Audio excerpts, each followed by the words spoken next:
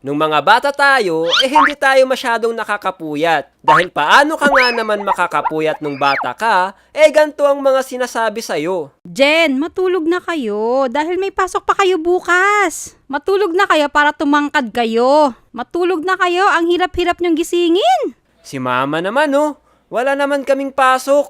Bakasyon namin ngayon. Aba, sinasagot-sagot mo na ako ngayon. Bakit hindi mo sabihin dyan sa mga viewers mo kung gaano ako nagpuyat para palakihin kayo?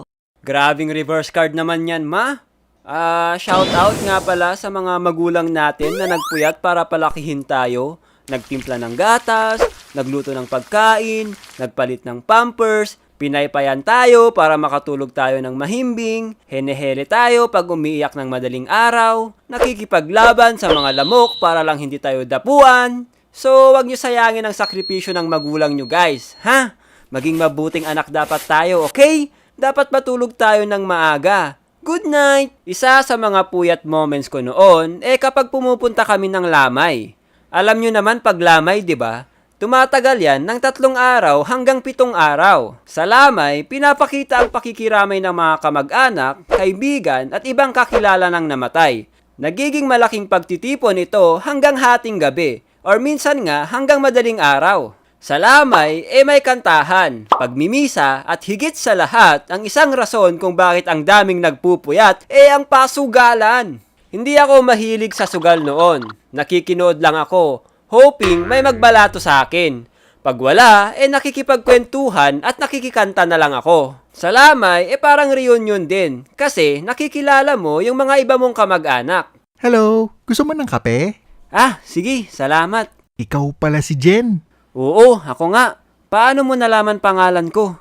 Sinabi kasi ng mama ko, pinsan daw kita, kaya mag-hello daw ako. Ganun? Magkamag-anak pala tayo? Oo, galing pa kami sa malayo, kaya ginabi na kami. Buti, safe kayo nakarating.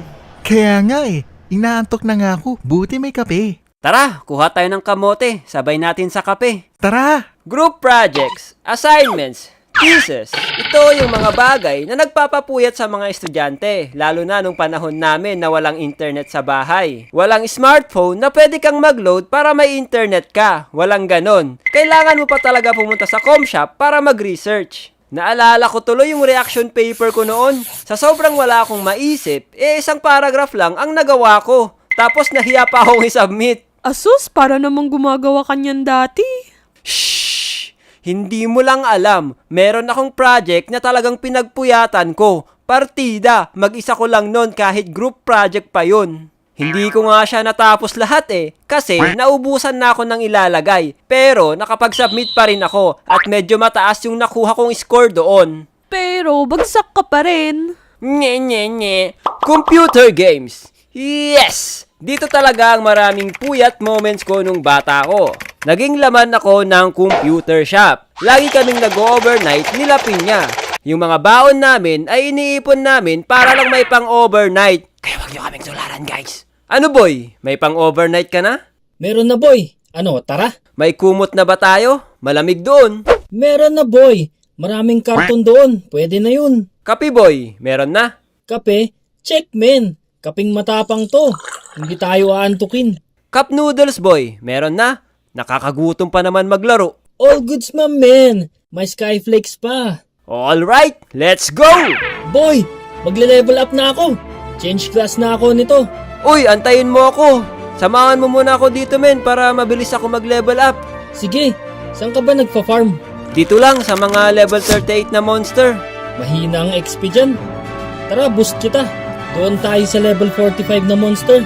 Sige. Tsaka boss hunt tayo mamaya. Marami daw boss drop ngayon. Tara. May event daw ngayon 7 hours later. Men, ilan na XP mo? 90% na men. Konti na lang. Mag-uumaga na pala. Kaya pa to men. Sige. Sakit na ng mata ko. Ito na. Magle-level up na ako, alright! Alright men, makaka-change job ka na rin. Salamat sa pag-boost boy. Uy! Tapos na overnight nyo! Magsiuwian na kayo! May klase pa kayo! Oh shoot, may pasok pa pala tayo. Tara na men. Ay, oo nga pala. Tara na, wala nang ligo-ligo to. Hehehe. Sa wakas, makakagamit na ako ng malakas na item. Hehehe. Ma-unlock ko na yung mga skills ng character ko. Mr. Jen and Mr. Pinya, bakit kayo natutulog sa klase ko? Mahilig ba kayo manood ng K-drama?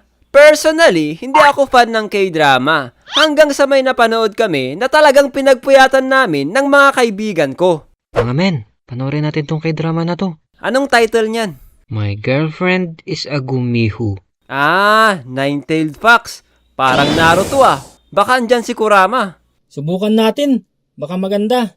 Tara, Nine-Tailed Fox daw eh. So, pinanood namin yung My Girlfriend is a Gumiho. Nung nainteresado kami sa kwento, ay hindi na namin ito tinigilan. Next episode, boy! Ano kayang mangyayari? Miho! Bakit mo siya iiwan? Hindi! Bakit pa kasi natin pinanood to? Yung puso ko. Yung puso ko. Sino kasi bumili nito? Nakakawala ng pagkalalaki. Itulog na lang natin to. Mag-uumaga na oh. Hindi ko kaya. Napakasakit. Ganto ba talaga ang mga kwento sa K-drama? Tagos sa puso, men. Matutulog tayong puyat at luhaan nito. Talking stage sa crush mo. Ito yung puyat moments na talagang mag-i-invest ka ng time para mapasagot si crush. Yung tipong mapapagana mo talagang utak mo para lang makaisip ng topic na pwedeng pag-usapan. Hello, good evening Ellie. Gising ka pa? 2 hours later. Hi Jen, SLR. Kakakain ko lang. Bakit? Wala lang. Hehe. May ginagawa ka ba? Eto, nagpapatunaw lang bago matulog. Hindi naman ako nakakaistorbo, no? Hindi naman. Ayos nga, may kausap ako. Wala naman ako ginagawa ngayong araw. Ayos. Wala din kasi ako magawa ngayong araw eh. Naghahanap ako ng kausap. Weh, bakit ako? Marami namang pwedeng makausap dyan. Ikaw gusto ko makausap eh. Bakit nga ako? Masaya ka kasi kausap. Asus, sinasabi mo lang yan eh. Totoo nga. Okay, so ano next natin pagkukwentuhan ngayon? Oh shoot, eto na naman. Kailangan ko na naman mag-isip ng topic. Anong paborito mong number sa electric fan? 1? Bakit naman? Kasi ako number 1 fan mo eh. Asus! Oh, ikaw, ano paborito mong number sa electric fan? Wala eh. Hindi kasi kami gumagamit ng electric fan dito. Oh, siguro hindi mainit dyan sa lugar nyo, no? Oo, malamig dito. Sarap siguro mamasyal dyan sa inyo. Oo naman. Gusto mo ipasyal kita dito? Sige ba, basta libre mo ko. Hati tayo. Siyempre, hindi lang naman ikaw mamamasyal eh. Ngek, sige, sige. At sila'y nag-usap magdamag hanggang sa naubusan na ng bagong topic si Jen. Huy, ano na, tagal mong mag-reply ha. Mag 10 minutes na. Ay, sorry. May ginawa lang ako saglit.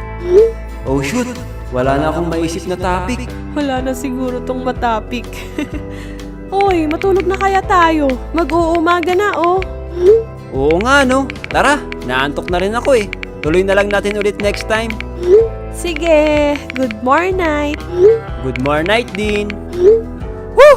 Naubusan ako ng topic dun ah. Di bale, mag-research na lang ulit ako ng mga pwede pa naming pag-usapan. Puyat moment sa trabaho. Sa tingin ko, ito talaga ang may pinakamaraming nagpupuyat. Tulad ng mga nagtratrabaho sa call center, security guard, programmers, at syempre mga animators. Nung nangangarap pa lang ako maging animator, hindi pumasok sa isip ko na makakaranas ako ng pagpupuyat dito. Ang iniisip ko lang noon, gusto ko lang mag-animate. Yun lang. Pero nung kailangan ko na maghanap ng trabaho, dito na. Dito na ako pinagsasampal ng katotohanan. Nung unang work ko bilang isang animator, excited pa ako. Talagang animate lang ako ng animate. Pero nung tinambakan ako ng trabaho, eto na. Na-activate na naman ang godly puyat mode ko. Okay lang naman sa akin kasi maraming trabaho, maraming pera. Pero pag may deadline, need mo mag-rush at isacrifice ang tulog. Kaya pala tinawag na deadline. Kasi pagdating ng deadline, paktay ka na rin.